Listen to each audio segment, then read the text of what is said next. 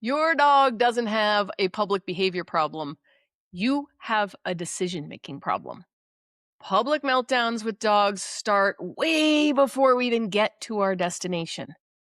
I'm Heather Furby with Casalina Canines, and this is the Pub Dog Project, where we care less about perfect obedience and more about if you and your dog can function in public. So let's talk about dogs going public. In episode 1, we talked about the dog readiness zones, red, yellow, green. So now we got to get to the uncomfortable part. We need to talk about human readiness. And nobody likes to look at themselves. So let's make this easy. Our common mistake is treating our outing like it starts at the destination. But the outing starts way before we leave the house. And this is the human skill we need to learn, which is preparation. And it's not just about having treats and snacks and gears all prepared. It's about going in with the right setup, the right expectations, and the right read on your dog. Because most dogs aren't reacting to the cafe. They're reacting to all the built up frustrations about how they left the house, what state they were in, and how predictable the setting and the outing feels or doesn't feel. So there's 3 categories for preparation. We want to look at physical preparation, environmental preparation, and then your dog's preparation. So physical prep. This is the right gear for the right occasion. So think of it as your outfit, right? You're not going to put on your big winter coat in the middle of summer to go sit out in the sun. So just like that, your dog might not need their big hiking harness on if you're just going to go hang out. So we want, and by the way, you can have different harnesses for different events. So we want to look at, did we dress our dog in the right sort of outfit? Speaking of the harness, let's look at collar or harness. Those are actually about clarity, comfort, and communication, not just aesthetics. So we don't need to just dress up to look pretty. It is about communication.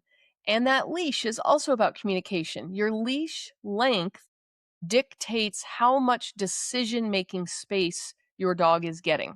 So think about the skills your dog has, the environment you're going to, your dog's skills in that environment. How much room do they need to make decisions? How much room should they have to make decisions? If you're just learning, we don't need a lot of room. If your dog is more skilled and you're in that green, ready to roll, they might get a little bit longer leash to make some other decisions. If you're going to a busy place, you want them near you. They don't need to be making decisions 20, 30 feet away from you. So leash length is important, and having that proper leash and the proper hold on the leash so it's not wrapped up around you and around the chairs.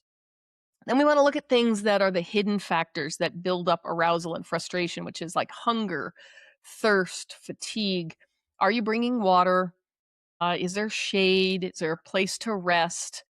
Because all of those things will build up and lead to sometimes outbursts later.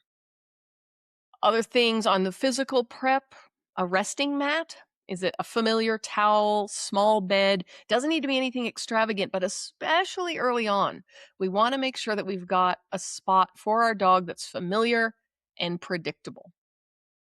So pack a little outing bag, a little go bag that has all your supplies in it. So that way you're showing up prepared and not a hot mess before you even get out of the parking lot, and remembering all the things you forgot that you promised you're going to bring next time.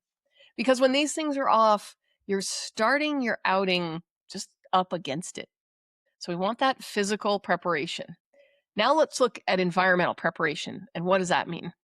So at the beginning, when we're working with our dogs, going out in public, we're not just going somewhere. We want to be a little more selective about the conditions and the way we're helping our dogs. So we want to know the location before we get there. And you want to ask yourself, is there shade? Is there going to be a resting place? Is there an easy exit if things get a little too much for me? Can I leave? What's the noise level? What's the foot traffic like? Are we starting off at one of our first outings at happy hour or at the early morning coffee rush? Probably not where we want to start. Is it more of a quiet Tuesday afternoon where we can practice certain things with our dogs? So let's look at the environment, because you don't want to have your bad timing and your choice on environment dressed up as your dog's behavior problems. These are human problems. Now let's look at your dog's prep. This is the readiness check. We talked about the red, yellow, green zones.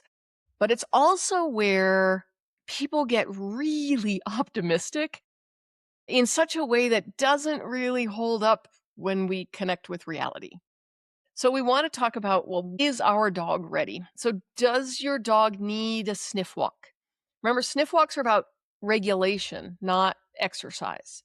So we might need to go out, do a sniff walk. It could be in the parking lot. It might be before we get in the car. Depends on you and your dog.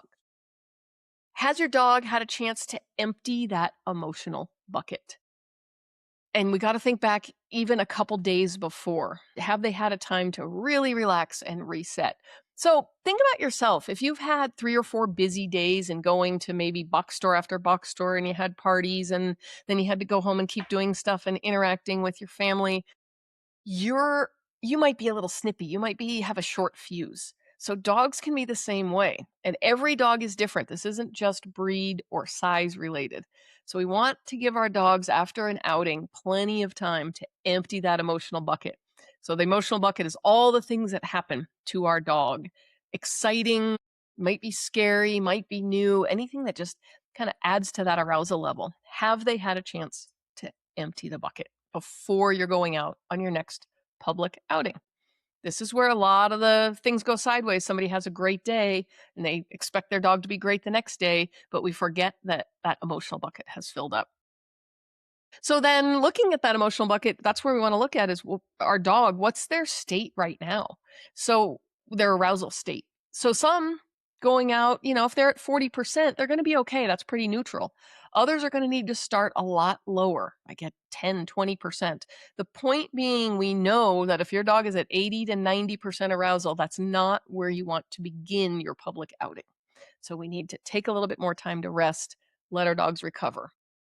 Because as we said, our common mistake is skipping the preparation and thinking the destination is where a public outing begins, but we don't want to show up cold. So preparation isn't about control over the dog or the environment, but it is about not walking into a situation that you have to recover from the moment, like start recovering before you even sit down. And it's what makes success actually possible. So we've been in public and we know that we've seen that person that just looks like a natural with their dog, and they aren't better obedience trainers, but they are better at reading a situation and adjusting before things go sideways. So that's a skill and it's learnable. So to succeed in public, we need to have a setup correct as well. So we've prepared, and now we're looking at the actual setup of the place we choose. 3 moves to this, really easy. So we want to choose our entry wisely because good timing beats bravery. We're not trying to prove confidence. We want to arrive when it's quiet and not start at the center of chaos. So select the conditions that's appropriate for your dog and you and what training level you're at. We want to create distance. So distance is not avoidance. It's helping your dog take in the right amount of information.